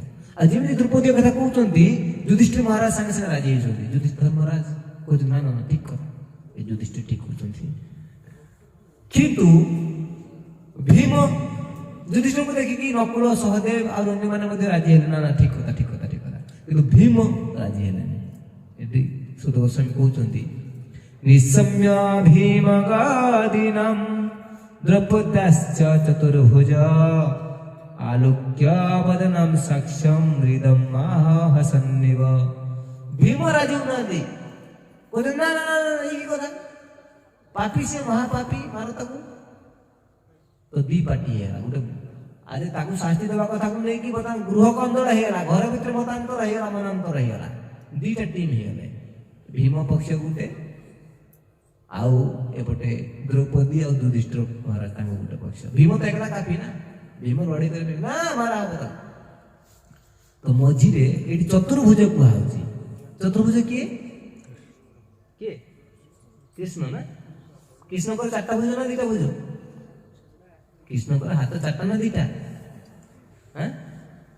କିଏ କହିପାରିବେନି? କେତେଟା? 2ଟା ନା? ଏଠି ଚତୁର୍ଭୁଜ କୁହାଯାଇଛି, କିନ୍ତୁ ଏଠି ଚତୁର୍ଭୁଜ କୁହାଉଛି ନା। ହଁ, ଶ୍ରୀଧର ସ୍ୱାମୀ କହୁଛନ୍ତି, ଆଚାର୍ଯ୍ୟ ଶ୍ରୀଧର ସ୍ୱାମୀ, ଏଠି ଚତୁର୍ଭୁଜ କାହିଁକି ଲେଖା ହେଲା? କୃଷ୍ଣ ଦ୍ୱିଭୁଜ, ନାରାୟଣ ବିଷ୍ଣୁ ଚତୁର୍ଭୁଜ, କିନ୍ତୁ ସେଇ କୃଷ୍ଣ, ସେଇ ନାରାୟଣ, ସେଇ ବିଷ୍ଣୁ ତ ଏକ, କିନ୍ତୁ କୃଷ୍ଣ ବାସ୍ତବରେ ଦ୍ୱିଭୁଜ। କିନ୍ତୁ ଶ୍ରୀଧର ସ୍ୱାମୀ କହୁଛନ୍ତି ଚତୁର୍ଭୁଜ ହେଲେ ସାଙ୍ଗେ ସାଙ୍ଗେ 2ଟା ହାତରେ ଏମାନଙ୍କୁ ଅଟକେଇଲେ, ଦ୍ରୌପଦୀ ଆଉ ଯୁଧିଷ୍ଠିର ମହାରାଜ ଅନ୍ୟମାନଙ୍କୁ, ଆଉ 2ଟା ହାତ କେବଳ ଭୀମକୁ ଅଟକେଇଲେ। ଚତୁର୍ଭୁଜ ହେଇକି ଏପଟେ 2ଟା ହାତ, ଭାଇ ମଝିରେ ହାଜର କୃଷ୍ଣ, ଠିକ୍ ଅଛି, ମ୍ୟାନେଜମେଣ୍ଟ କରିବା କିଛି। କୃଷ୍ଣଙ୍କର କାମ ହଉଛି ସେ ପାଳନ କର୍ତ୍ତା ବିଷ୍ଣୁ, ସଂହାରକର୍ତ୍ତା ଶିବ, ଆଉ ଆମର ବ୍ରହ୍ମା ହଉଛନ୍ତି ସୃଷ୍ଟିକର୍ତ୍ତା। ଜାଣିଛନ୍ତି, କୃଷ୍ଣ ମ୍ୟାନେଜ କରନ୍ତି ବିଷ୍ଣୁ ରୂପରେ। କୃଷ୍ଣ ତ ହଉଛନ୍ତି କ'ଣ, ଅନାଦି ରାଧି ଗୋବିନ୍ଦ ସର୍ବ କାରଣ କାରଣ ଈଶ୍ୱର ପରମ କୃଷ୍ଣ ପରମେଶ୍ୱର କୃଷ୍ଣ। କିନ୍ତୁ ଏଇଠି ମ୍ୟାନେଜ କରିବା ପାଇଁ ବିଷ୍ଣୁ ରୂପରେ ଚତୁର୍ଭୁଜ ରୂପରେ ଆସିଛନ୍ତି ମ୍ୟାନେଜମେଣ୍ଟ କରିବା ପାଇଁ। ଭଲ ମ୍ୟାନେଜମେଣ୍ଟ ବିଷ୍ଣୁ କରନ୍ତି, ତ କୃଷ୍ଣ ବି ବିଷ୍ଣୁ ରୂପରେ ଚତୁର୍ଭୁଜ ହଉଛନ୍ତି ଏଇଠି। ଆଉ ସରି ଆସିଲା ଏଇଠି ଛାଡ଼ିଦେବ। ତାପରେ ଶ୍ରୀ ଭଗବାନ ଉପରେ ଭଗବାନ କହୁଛନ୍ତି, କଣ କହୁଛନ୍ତି? ଅର୍ଜୁନକୁ କହୁଛନ୍ତି। କହୁଛନ୍ତି କଣ? କହୁଛନ୍ତି ବ୍ରହ୍ମବନ୍ଧୋ ନ ହନ୍ତବ୍ୟ ଆତତାଇ ବଧାରହଣ। ହେ ଅର୍ଜୁନ, ଯିଏ ବ୍ରହ୍ମବନ୍ଧୁ ବ୍ରାହ୍ମଣ କୁଳରେ ଜନ୍ମ ହେଇଛି ତାକୁ ତ ମରା ହେବା କଥା ଉଚିତ ନୁହେଁ, ବ୍ରାହ୍ମଣ ବ୍ରହ୍ମ ହତ୍ୟା ହେଇଯିବ। କିନ୍ତୁ ଯିଏ ଆତତାଇ ତାକୁ ଅବଶ୍ୟ ମାରିବା ଦରକାର। ଆତତାଇ, ସେ ଗୋଟେ ଆତତାଇ, ଛୋଟ ପିଲାକୁ ମାରିଛି। ଶ୍ରୀମଦ୍ ଭଗବତ ଗୀତାରେ କୁହାଯାଇଛି 6 ପ୍ରକାର ଆତତାଇ ଅଛନ୍ତି, ତ ତା ଭିତରେ ଏଇଟା ଗୋଟେ ମାରିଛି ସେ ଆତତାଇ। ଆତତାଇକୁ ମାରାଯିବ, କିନ୍ତୁ ଗୋଟେ ବ୍ରାହ୍ମଣ କୁଳରେ ବ୍ରହ୍ମବନ୍ଧୁ ସିଏ, ତେଣୁ ସେଟା ମାରିବା ଉଚିତ ନୁହେଁ। ତେଣୁ କଣ କରିବ? କିନ୍ତୁ ତମେ ଏମିତି କିଛି କାମ କର, ତମର ପତ୍ନୀକୁ ଦେଇଥିବା କଥା ବି ରକ୍ଷା କରିବ। ଭୀମ କଥା, ଭୀମ ବି ଯେମିତି ଦୁଃଖୀ ହବନି, ହେଲା, ବ୍ରହ୍ମବନ୍ଧୁର ହତ୍ୟା ବି ଯେମିତି ହବନି। ଆଉ ଆତତାଇ କି ମର୍ଡର ହବ। ଆତତାଇ ଯିଏ କରିଛି ତା ମାନେ ଅପରାଧୀ ଯିଏ ଦଣ୍ଡ ବି ପାଇବ। ଆଉ ମୁଁ ବି ଖୁସି ହେବି। ମାନେ ଏତେ ଟାଇମ କୃଷ୍ଣ ଏତେ ବଡ ଟାସ୍କ ଦେଇଦେଲେ। କୃଷ୍ଣ ଯାହାକୁ ତାକୁ ବଡ ଟାସ୍କ ଦିଅନ୍ତିନି।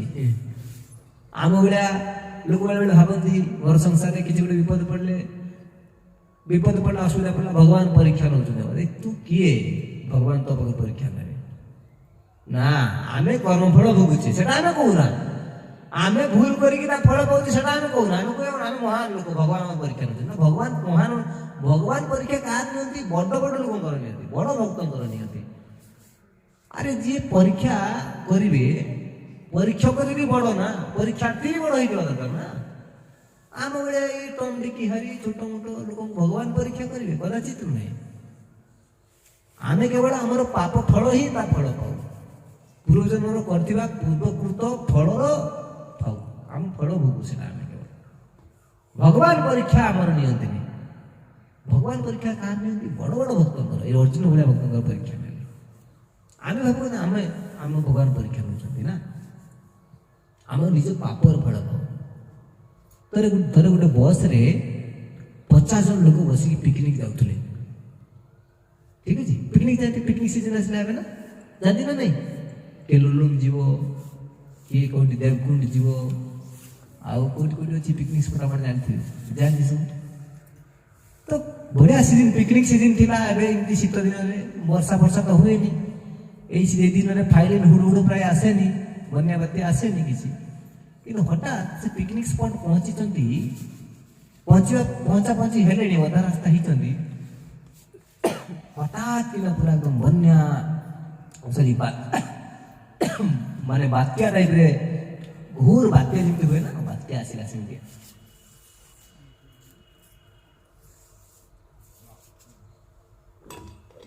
ଆଉ ତା ସହିତ ବିଜୁଳି ଘଡଘଡି, ମାନେ ଜବରଦସ୍ତ ଘଡଘଡି ବିଜୁଳି ସହିତ ତୁଫାନ ଆସିଲା ପୁରା। ଡ୍ରାଇଭର ଯିଏ କହିଲା, ଭାଇ ଆମ ଭିତରୁ କାହାରି ଗୋଟେ ମରଣ ଲେଖା ହେଇଛି ଆଜି। ତମେ 50 ଜଣ ପ୍ୟାସେଞ୍ଜର ପ୍ଲସ୍ ମୁଁ 51, ଆମର ହେଲ୍ପର କେତେ ହେଲେ 52 ଭିତରୁ ଆଜି କିଏ କାହାର ନା କାହାର ଗୋଟେ ମୃତ୍ୟୁ ଲେଖା ହେଇଛି। ଗାଡି ଠିଆ କରିଦେଲା, ସେ କହିଲା ବସ୍ ଠିଆ କରିଦେଲା, ଆକୁ ଯିବିନି ଆଜି। କାହାର ନା କାହାର ମୃତ୍ୟୁ ହେଇଛି ଭାଇ, କିଏ ମରିବ ସେଇଥିପାଇଁ। କିନ୍ତୁ ବିଜୁଳି ପଡୁନି, ଆଉ ମାରୁଛନ୍ତି କେହି ପଡୁନି, ଆଉ ବିଜୁଳି ପଡୁନି। ମାନେ ବିଜୁଳି କଣ କୁହନ୍ତି? ଚଡ଼କ କୁହନ୍ତି ନା, ଚଡ଼କ କୁହନ୍ତି ନା କଣ କୁହନ୍ତି? ଚଡ଼କ, ଘଡଘଡି ବିଜୁଳି। ତେଣୁ ସେ ଗୋଟେ ପ୍ଲାନ କଲା, ଦେଖ ଭାଇ, ସେ ଦୂରରୁ ପାହାଡ ଦେଖାଉଛି, ପାହାଡ ମାନେ ଦୂର 100 ମିଟର ଦୂରରେ ପାହାଡ ପାଖରେ ରାସ୍ତା ପଟେ ଠିଆ କରିଦେଲା। କହିଲା ସମସ୍ତେ ଜଣେ ଜଣେ କରିକି ଓହ୍ଲେଇକି ଯିବା ସେ ପାହାଡ ପର୍ଯ୍ୟନ୍ତ, ପାହାଡକୁ ଛୁଇଁକି ପୁଣି ପଳେଇବା। କଣ ପାଇଁ? ଯାହା ମରଣ ଥିବ ତା ଉପରେ ଚଡ଼କ ପଡିଯିବ, ବାସ୍ ଆମେ ବଞ୍ଚିଯିବା ସମସ୍ତେ। ବୁଝିଲେ ତ? ଯାହାର ମରିବାର ଥିବ ସେ ମରିଯିବ, ଆମେ ସମସ୍ତେ ବଞ୍ଚିଯିବ। କିନ୍ତୁ କେହି ଆଉ ଓହ୍ଲେଇକି ଯାଉନାହାନ୍ତି। से कहला देख समस्त जन कहीं समस्त मरबे तेणु जड़े ना जड़े समस्त उलिकी जा आसवा यहाँ कहीकि निजे आगे गला से हरे कृष्ण हरे राम हरे कृष्ण हरिबोल कही पहाड़ छुई पड़ेगा कहा देख मो टर्न मो बारी पड़ेगा एवं हेल्पर पड़ा तू जा हेल्पर भी गला दिज पड़े आसले दिज जाकि पड़े आसले अन्य मान प्लांटा मन पाइला कहला ठीक कथा कौची ड्राइवर ठीक कथा जड़े जन कर जीवा दरकार समस्ते कहीं जन समस्ते कहीं हईराण हो भाई चलो चलो चलो जिते किसी कथा भल कथा पड़े आम किसी लोक सैलेंट बसते देख मन को पसला पर 2-3 जन बाहरी पड़े बाकी समस्त बाहरी पड़ती सपोर्ट करती नहीं कि नहीं गाँव में देखते हाँ हाँ ठीक कथा कौची तो एमती जो कथा बढ़ा समस्ते बाध्य होगी जड़े जड़े गले जड़े जाकि छुई पड़े जेते जेते लोक कमु थाए आ जी जे बड़कार होता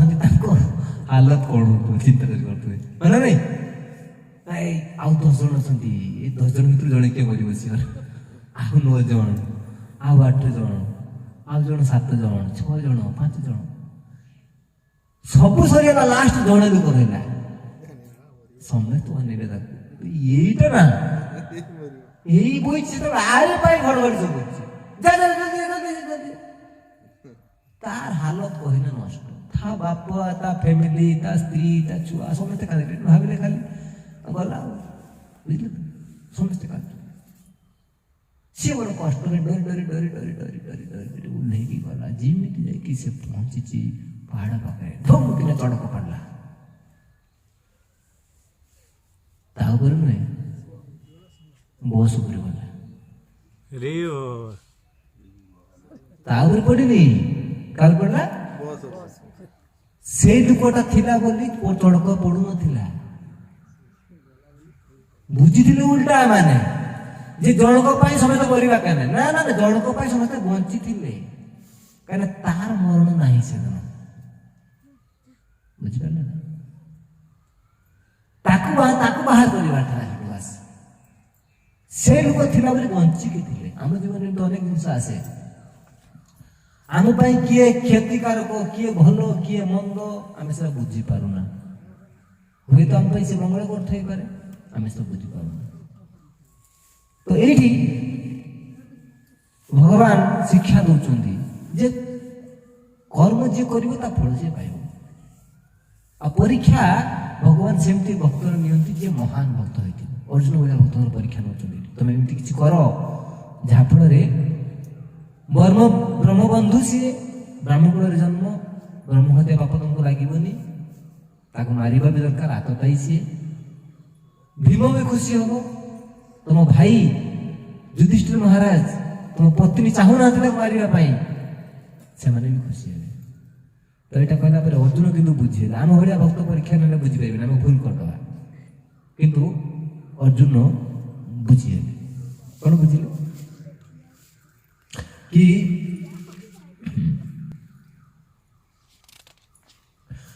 अर्जुन कौन कले शास्त्र नीति जानी सी शास्त्र नीति हूँ जदि कौन लोक उच्च कूल थाई कि ब्राह्मण कूल अच्छी ब्रह्मबंधु ब्राह्मण और ब्रह्मबंधु भर अलग जिनस अच्छी समय ना कह ब्रह्मबंधु ताको कह जाए जदि ब्राह्मण कूल रहीकि उच्च कूल रहीकि जदि से गुण गुड़ा विकसित न कला द्विज बंधु कह जाए ब्रह्मबंधु कह जाए ब्राह्मण नुहे मौका दिखाई कि डेभलप कर पारानी मैंने से ब्राह्मण है जमी डॉक्टर परिवार जन छुआ जन्म है पिला बेलू सी प्रेसर मापा जंत्र देखला डॉक्टर बही सब देखला टेथिस्कोप देखला को डॉक्टर भाई बंधु मैंने आसिले देखला डॉक्टर बनवाई बहुत सारा सुजोग अच्छी किंतु सी डकैती कला चुरुआ है डॉक्टर आपा डॉक्टर माँ डॉक्टर समेत बंधु बांधव डॉक्टर तो डॉक्टर कहब कि कहब डॉक्टर बंधु कहब डॉक्टर मान सी बंधु है नहीं डॉक्टर कहबानी डॉक्टर तो नुहे सी डॉक्टर गुण सी डेभलप करी तो सी तो सेमती ब्राह्मण को जन्म सी ब्राह्मण है ना तो ब्रह्मबंधु कह जाए फॉर योर काइंड इनफॉरमेशन आप सूचना पाई द्विज बंधु कह जाए ये शास्त्र कहूँ द्विज बंधु कह जाए ब्रह्मबंधु कह जाए ଆଉ କିନ୍ତୁ ତାଙ୍କୁ କ'ଣ କୁହାଯାଏନି ବ୍ରାହ୍ମଣ ନୁହେଁ, ଯେମିତି ତାକୁ ଡକ୍ଟର ବନ୍ଧୁ କୁହାଯାଉଛି ସେମିତି। ତ ତେଣୁ ବ୍ରହ୍ମବନ୍ଧୁ ହେଲେ ବି ବ୍ରାହ୍ମଣ କୁଳ ଜନ୍ମ ହେଇଛି ତାକୁ ମାରିଲେ ପାପ ହବ। ସେଥିପାଇଁ ଶାସ୍ତ୍ରର ନୀତି ହେଉଛି କ'ଣ, ଯେ ତାକୁ ଯଦି ମୁଣ୍ଡନ କରାଯାଏ, ତାକୁ ଚାନ୍ଦ୍ରାୟଣ କରାଯାଏ, ତାର ଚୁଟି ଯଦି ମୁଣ୍ଡନ କରିଦିଆଯାଏ ସମସ୍ତଙ୍କ ସାମ୍ନାରେ, ତାକୁ ମୃତ୍ୟୁ ସହିତ ମରିବା ସାଙ୍ଗରେ ସମାନ। ଆଉ ଅଶ୍ୱତ୍ଥାମାର ମୁଣ୍ଡରେ ଗୋଟେ ମଣି ଥିଲା, ଦିବ୍ୟ ମଣି ଥିଲା, ବହୁତ ପାୱାରଫୁଲ ମଣି ଥିଲା, ଶକ୍ତିଶାଳୀ ମଣି। ଅର୍ଜୁନ କ'ଣ କଲେ, ସାଙ୍ଗେ ସାଙ୍ଗ ନିଜ ତଲୁଆର ବାହାର କଲେ, ସେ ମଣିକୁ ଛେଦନ କଲେ, ଆଉ ତଲୁଆରେ ତା ମସ୍ତକ ମୁଣ୍ଡନ କରିଦେଲେ ପୁରା ହେଲା। ଏ ଦିଟା କଲେ ତାକୁ ମୃତ୍ୟୁ ସାଥିରେ ସମାନ। ମାନେ ଏଟା ଟାଇମ୍ ସେ ମରଲା ମଧ୍ୟ, ମରିଗଲା, ତାର ମଣି ଛେଦନ କରାଗଲା, ମସ୍ତକ କରିଦିଆଗଲା, ଅପମାନିତ କରାଗଲା, ବିତାଡ଼ନ କରିଦିଆଗଲା, ସେ ମରିବା ସାଙ୍ଗେ ସମାନ। କିନ୍ତୁ ମାରା ହେଲାନି, ସରି ଜୀବନରୁ ମାରିବା ଦରକାର ନାହିଁ, କିନ୍ତୁ ମରିବା ସାଙ୍ଗେ ସମାନ। ଏଟା ଟାଇମ୍ ସିଏ ଯୋଉ ତାଙ୍କ ପାଖରେ ଯୋଉ ଦ୍ୱନ୍ଦ୍ୱ ଥିଲା, ଦ୍ୱିଧା ଥିଲା, ସେ ଦୁଇଟାରୁ ସିଏ ବାହାରି ଆସିଲେ। ଏମିତି ହେଇକି ତାପରେ ପାଣ୍ଡବ ମାନେ ତାଙ୍କର ସବୁ ଦ୍ରୌପଦୀ ଏବଂ ଇତ୍ୟାଦି ପରିବାର ବର୍ଗ ସ୍ୱଜନ ମାନେ ସେ ମୃତ ଶରୀର ଯୋଉ ଥିଲେ ଶବ ତାଙ୍କର ପୁତ୍ର ମାନଙ୍କର ତାଙ୍କର ଦାହ ସଂସ୍କାର କଲେ। ତାପରେ ପୁଣି ଭଗବାନ ବାହାରିଲେ ଯିବା ପାଇଁ ଦରକାର। ଏତିକି ବାହାରିଛନ୍ତି କିନ୍ତୁ ଯାଇପାରିଲେନି ଭଗବାନ। କାହିଁକି ଯାଇପାରିଲେନି ଆମେ ପରେ କେତେବେଳେ ଚର୍ଚ୍ଚା କରିବା, ଖାଲି ଟିକେ କହିଦେଉଛି କାହିଁକି ଯାଇପାରିଲେନି। ଯେତେବେଳେ ସେ ଅଶ୍ୱତ୍ଥାମାକୁ ଛାଡ଼ି ଦିଆଗଲା ନା, ସେ ଅଶ୍ୱତ୍ଥାମା ଯିଏ ଖରାପ ଲୋକ, ସେ ସବୁବେଳେ ଖରାପ କାମ କରିବ। ସେ କ'ଣ କଲା, ଏତେ ମହାପାପୀ ଶୋଇଥିବା ଅବସ୍ଥାରେ 5 ଜଣ ପିଲାକୁ ମାରିଥିଲା, ଗଳା କାଟିଥିଲା, ମନେ ନାହିଁ? ବର୍ତ୍ତମାନ ସେ ଯାଇକି କିନ୍ତୁ ଅନୁତପ୍ତ ହେଲାନି, ଅନୁତାପ କଲାନି। ଓଲଟା ସେ ଚିନ୍ତା କଲା ଯେ ଆଉ ଗୋଟେ ପିଲା ବଞ୍ଚି ଯାଇଛି ପାଣ୍ଡବ ବଂଶର, ସେ ହେଉଛି ଅର୍ଜୁନଙ୍କ ପୁଅ ଅଭିମନ୍ୟୁ, ଯାହାକୁ ସମସ୍ତେ ମାରିଦେଲେ ମିଶିକି ଚକ୍ରବ୍ୟୁହରେ। ତାଙ୍କର ପତ୍ନୀ ଯେ ଉତ୍ତରାଙ୍କ ଗର୍ଭରେ ଗୋଟେ ପିଲା ବଢୁଛି, ଯିଏ ହେଉଛି ପରୀକ୍ଷିତ ମହାରାଜ। ପରୀକ୍ଷିତ ଆଗେ ଚାଲିକି ପରୀକ୍ଷିତ ମହାରାଜ ଏବେ ତାଙ୍କ ପାଇଁ ସୁଖଦେବ ଗୋସ୍ୱାମୀ ଭାଗବତ କହୁଛନ୍ତି। ସେ ପରୀକ୍ଷିତ ପେଟରେ ଅଛନ୍ତି, ପରୀକ୍ଷିତ ପାଇଁ ସେ ଆଉ ଥରେ ବ୍ରହ୍ମାସ୍ତ୍ର ଛାଡ଼ିଦେଲା, ବୁଝିପାରିଲେ ନା? ଆଉ ଅର୍ଜୁନ କୃଷ୍ଣ ବାହାରିଛନ୍ତି ଯିବା ପାଇଁ ଦ୍ୱାରକା, ଉତ୍ତରା ସିଆଡ଼ୁ ଦୌଡ଼ିକି ଆସିଲେ, ମତେ ରକ୍ଷା କର, ମୋ ପଛରେ ଗୋଟେ ବ୍ରହ୍ମାସ୍ତ୍ର ଆସୁଛି ମୋ ପୁଅ ପାଇଁ ମାରିବା ପାଇଁ। ସାଙ୍ଗେ ସାଙ୍ଗେ କୃଷ୍ଣ କ'ଣ କଲେ, ଗୋଟେ ଅଙ୍ଗୁଠା ସଦୃଶ ଛୋଟ, ଭଗବାନ ଭକ୍ତ ବତ୍ସଳ ନା, ଭକ୍ତ ପାଇଁ ସବୁବେଳେ ରେଡି, ଅଙ୍ଗୁଠା ସଦୃଶ ଛୋଟ ଅଙ୍ଗୁଠା ସଦୃଶ ହେଇକି ଉତ୍ତରାଙ୍କ ଗର୍ଭରେ ପ୍ରବେଶ କଲେ ଏବଂ ପରୀକ୍ଷିତ ମହାରାଜକୁ ପ୍ରୋଟେକ୍ସନ ଦେଲେ। ଆଉ ତାଙ୍କ ଚକ୍ର ବାହାରେ ବୁଲିଲା ଘାଇଁ ଘାଇଁ କରି ବ୍ରହ୍ମାସ୍ତ୍ରକୁ ନିପାତ କରିବା ପାଇଁ। ଆମେ କ'ଣ ଶିଖିଲେ ଏଇଠି? ଆମ ପାଇଁ ସବୁଠୁ ଅଭୟଦାତା ହେଉଛନ୍ତି ଭଗବାନ। ଭଗବାନଙ୍କର ଶରଣରେ ରୁହନ୍ତୁ ଆଜ୍ଞା। ସଂସାରରେ କାହାରି ଶରଣ କେହି ନୁହନ୍ତି ନିଜର, ନେତା ମନ୍ତ୍ରୀ ଭାଇ ବନ୍ଧୁ କୁଟୁମ୍ବ କେହି ନୁହନ୍ତି କାହାରି। ବାସ୍ତବିକ ଅଭୟ ହେଉଛନ୍ତି ଭଗବାନଙ୍କର ଚରଣାରବିନ୍ଦ। ସେଥିପାଇଁ ବୈଷ୍ଣବାଚାର୍ଯ୍ୟ କହୁଛନ୍ତି, ଭଜହୁଁ ରେ ମନ ଶ୍ରୀନନ୍ଦନନ୍ଦନ ଅଭୟ ଚରଣାରବିନ୍ଦରେ। ଭଜହୁଁ ରେ ମନ ଶ୍ରୀନନ୍ଦନନ୍ଦନ ଅଭୟ ଚରଣାରବିନ୍ଦରେ। ଭଜହୁଁ ରେ ମନ ଶ୍ରୀନନ୍ଦନନ୍ଦନ ଅଭୟ ଚରଣାରବିନ୍ଦରେ। ଭଜହୁଁ ରେ ମନ ଶ୍ରୀନନ୍ଦନନ୍ଦନ ଅଭୟ ଚରଣାରବିନ୍ଦରେ। ଦୁର୍ଲଭ ମାନବ ଜନମ ସତ୍ସଙ୍ଗେ, ଦୁର୍ଲଭ ମାନବ ଜନମ ସତ୍ସଙ୍ଗେ। ଦୁର୍ଲଭ ମାନବ ଜନମ ସତ୍ସଙ୍ଗେ, ଦୁର୍ଲଭ ମାନବ ଜନମ ତର ହୋଇ ଭବ ସିନ୍ଧୁରେ। ତର ହରେ ଭବ ସିନ୍ଧୁରେ। ଭଜହୁଁ ରେ ମନ ଶ୍ରୀନନ୍ଦନନ୍ଦନ ଅଭୟ ଚରଣାରବିନ୍ଦରେ। ଅଭୟ କହିଲେ ଭଗବାନ, ଶ୍ରୀନନ୍ଦନନ୍ଦନ କୃଷ୍ଣ।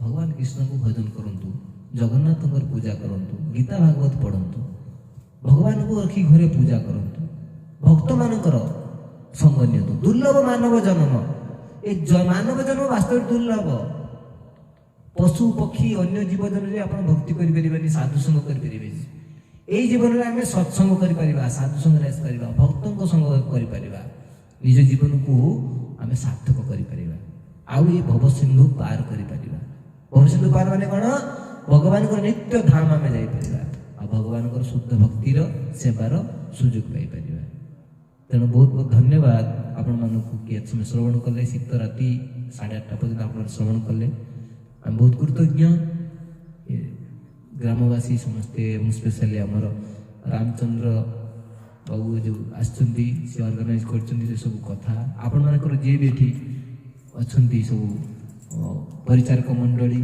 समस्त कृतज्ञ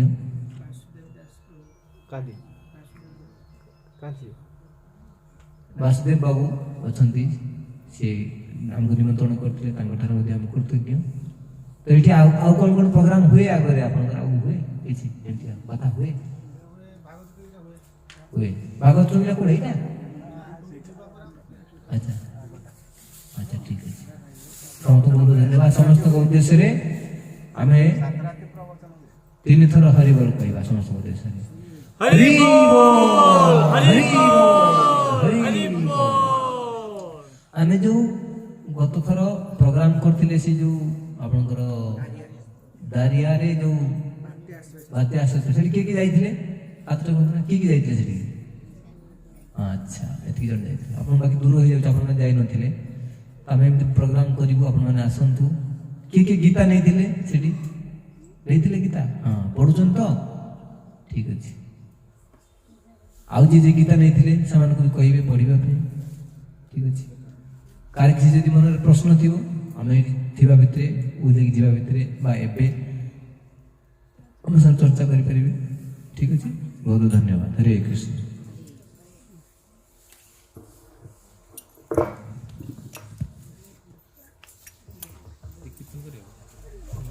कितना हो